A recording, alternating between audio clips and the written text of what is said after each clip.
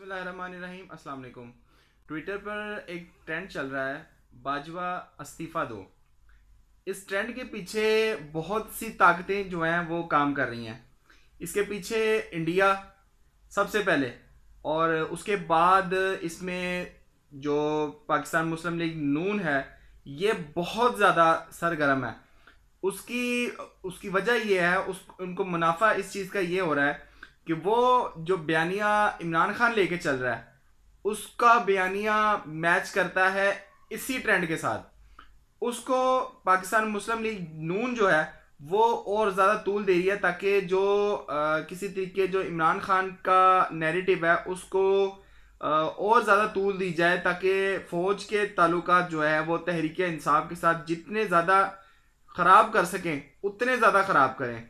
और ये एक जो ट्रेंड चल रहा है, ये काफ़ी अरसे से, तकरीबन मैं इस ट्रेंड को फॉलो कर रहा हूँ। ये तकरीबन एक महीना हो गया है इस ट्रेंड को चलते हुए, और ये आहिस्ता आहिस्ता जो है वो तूल पकड़ता जा रहा है। बाजवा इस्तीफ़ा दो, और इसमें तरह तरह के मीम्स और तरह तरह के बैनर जो हैं वो बनाए जा रहे हैं, और इस तरह की जो मीम्स हैं जनरल बाजवा पर वो बनाई जा रही हैं। ये एक रजीम चेंज हुआ था हमारे मुल्क में, और इसमें मीर जाफ़र और मीर सादक जो थे वो मिले हुए थे। उसमें कहीं समझा जाता है कि आर्मी चीफ जो थे वो इसमें मुलव्वस थे, लेकिन जो आर्मी है वो ख़ुद को ये कहना चाह रही है कि हम न्यूट्रल हैं, हम सियासी नहीं हैं, हम सियासत में हिस्सा नहीं लेते, हम किसी किस्म का कोई मुदाखलत नहीं करते। लेकिन जो इमरान खान की हुकूमत थी उसमें कॉन्स्पिरेसी जब हुई थी, तो जनरल बाजवा के साथ इस चीज़ को शेयर किया गया था। पूरे मुल्क के जो जितने अदारे थे उनके साथ इस बात को शेयर किया गया था कि हमारे मुल्क के ख़िलाफ़ एक कॉन्स्पिरेसी हुई है, और बैरूनी मुदाखलत जो है वो हमारे मुल्क में की गई है। लेकिन जनरल बाजवा ने इस चीज़ को डिनाई किया, और जो हमारे DG ISP हैं बाबर इफ्तिखार, उन्होंने भी इस बात को डिनाई किया है कि इस तरह की कोई कॉन्स्पिरेसी नहीं हुई, हमारे मुल्क में किसी किस्म का रिजीम चेंज नहीं हुआ। बस इस तरह का बात की गई है कि नो कॉन्फिडेंस मोशन आएगा, या इस तरह की बात जो है वो उन्होंने की गई, लेकिन इस तरह की कोई मुदाखलत नहीं हुई, कॉन्स्पिरेसी नहीं हुई।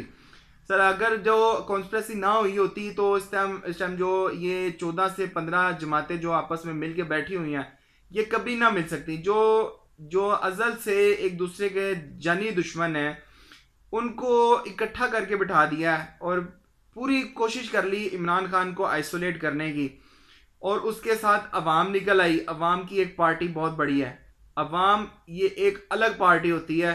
किसी भी किस्म की रजीम चेंज को मिटाने के लिए, उसको रोकने के लिए, उसके अगेंस्ट खड़े होने के लिए, क्योंकि अवाम के हाथ में तो सिर्फ वोट देना है, और वो वोट देकर अपना एक नुमाइंदा खड़ा करते हैं जो उनको रिप्रेजेंट करता है पार्लियामेंट के अंदर। उस नुमाइंदे ने अपना अगर ज़मीर बेच दिया है तो वो उस रजीम चेंज का हिस्सा बन गया।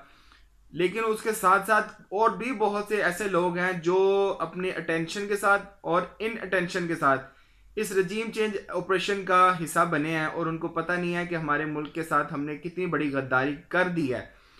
अब इमरान खान ने सेमिनार किया, उसमें रजीम चेंज सेमिनार था, उसमें कई पॉपुलर जो शख्सियात थी वो भी थी, और कई ऐसी पॉपुलर शख्सियात जिनमें मीडिया के नुमाइंदे भी थे। उसमें इमरान रियाज भी था, और उसमें जो अपना अरशद शरीफ जो ARY पे अपना शो करते हैं वो भी थे। उन्होंने बहुत अच्छी अच्छी बातें की कि अगर इमरान खान प्राइम मिनिस्टर था उस वक्त, और जो इंटीरियर मिनिस्टर था शेख रशीद, अगर इन्होंने किसी किस्म का कोई हुक्म नहीं दिया था, तो जो पार्लियामेंट के बाहर गाड़ी आ गई थी प्रिजनर वैन, वो कौन लेके आया था?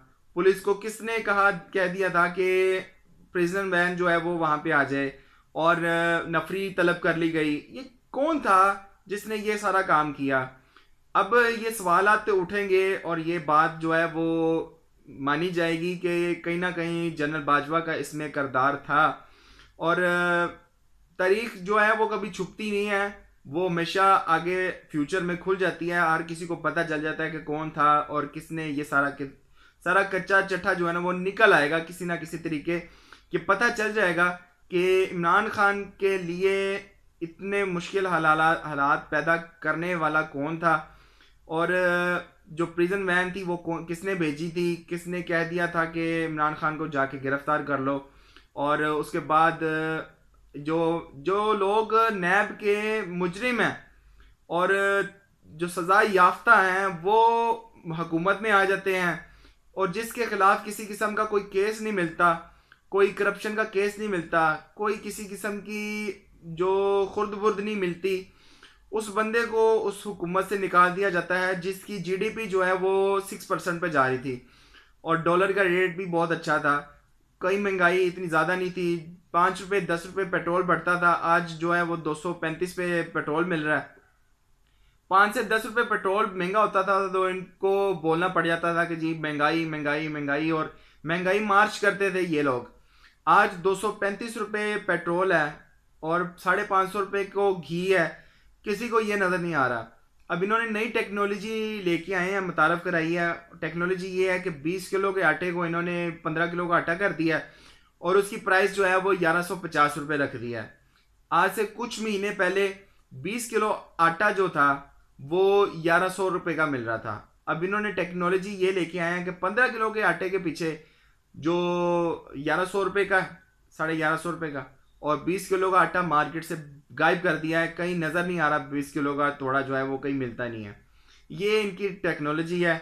और जो इमरान खान ने अपनी टेक्नोलॉजी लेके आया था रोशन डिजिटल अकाउंट, उसमें दोबारा से जो ओवरसीज़ पाकिस्तानी है उन्होंने ट्रस्ट किया है और उसमें कुछ पैसे अपने जो है ना वो जमा करवाए हैं। वो उसका नतीजा, उसका रिवार्ड ये पाकिस्तान को मिला है कि 4 रुपये जो डॉलर सस्ता हो गया है पाकिस्तान में, और रुपया जो है वो तगड़ा हुआ है। कुछ प्राइस अच्छी हो गई है पाकिस्तान के हालात। कुछ 2.6 जो थे डॉलर्स, 2.6 मिलियन डॉलर जो है ना वो चाइना ने जो है ना अपना कर्जा देने का ऐलान कर दिया है पाकिस्तान को, और बहुत जल्द जो है वो कर्जा पाकिस्तान को मिल जाएगा। उससे कुछ मुआशी हालात जो है ना हमारे ठीक हो जाएंगे। इमरान साहब का कहना है ये कि मेरी हुकूमत जो है वो कुछ ज़्यादा देर नहीं है, ज़्यादा देर तक मैं हुकूमत से बाहर नहीं रहूँगा, और अल्लाह जो भी करे इस मुल्क के लिए अच्छा करे। अगर इमरान खान इस मुल्क के लिए अच्छा है तो अल्लाह जल्द अज जल्द इस मुल्क की दौड़ भाग जोड़ जो है वो इमरान खान के हाथ में दे, और हमारी जो आने वाली जनरेशन है, जो हमारी नस्ल चल रही है, उसके हालात बदल सकें और गरीब के हालात बदल सकें। आमीन। आज के लिए इतना ही, मिलते हैं अगली वीडियो में इंशाल्लाह। ज़िंदगी नहीं तो वीडियो पसंद आई हो तो ज़रूर सब्सक्राइब करें। अल्लाह हाफिज़।